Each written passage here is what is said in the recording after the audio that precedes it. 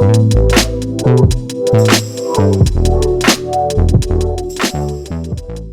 old were you when you knew your dad was like this mega legend star, or just the master of, you know what I mean, of what he did? How old did you come into that recognition in? To be honest with you, I didn't know when I was younger. I'm going to say probably the age of around 11 or 12 years old. Yeah. And it's because my sister was a fan of a very popular boy band.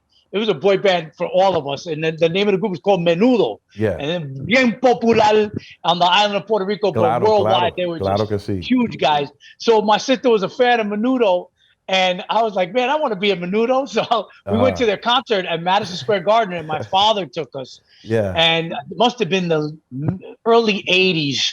Must have been like 81, 82. Menudo was very, very new at the time, but they were extremely popular. Sure. And I believe my father took us to the show, and Menudo recognized Tito Puente in the front row, and the entire Madison Square Garden was chanting Tito, Tito at a Menudo concert. Yeah, yeah. So that was the end of the Menudo concert.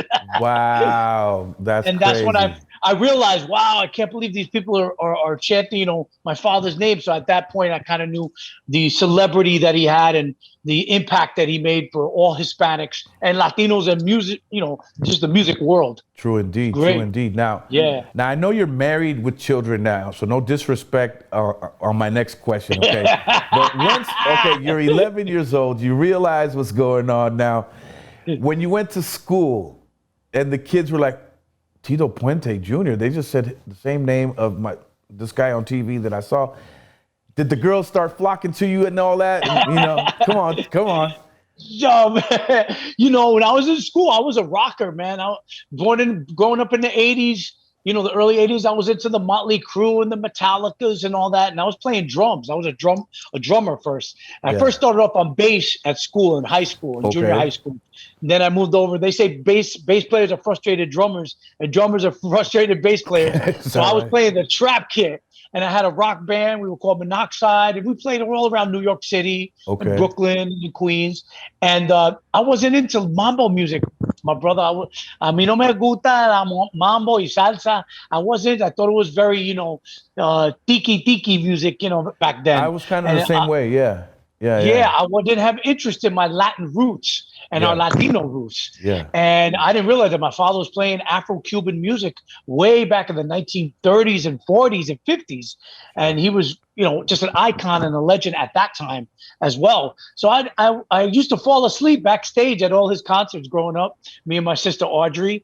And it was just great traveling with him. And as I got older into my teenage years, 16, 17, my mother pushed me to go spend more time with your father, because my dad did about 300 shows a year. And he was very rarely home. We didn't spend a lot of time with him. So during the summers, in between school, during the summer, I would go and travel with him around the world, Indonesia, China, Japan, the Far East. It was an incredible experience being his son. This is at 11, 12 years old, you're doing all this? Or a little bit older? I would say at the ages of 11 to like 14, we would take summer breaks and travel with him as a family together, you know, just locally, United States, that would be, you know, and maybe South America. Sure. But as I got older, that's when I got more my hands into what my father was doing. And I understood how popular and his music was around the world and how famous he was.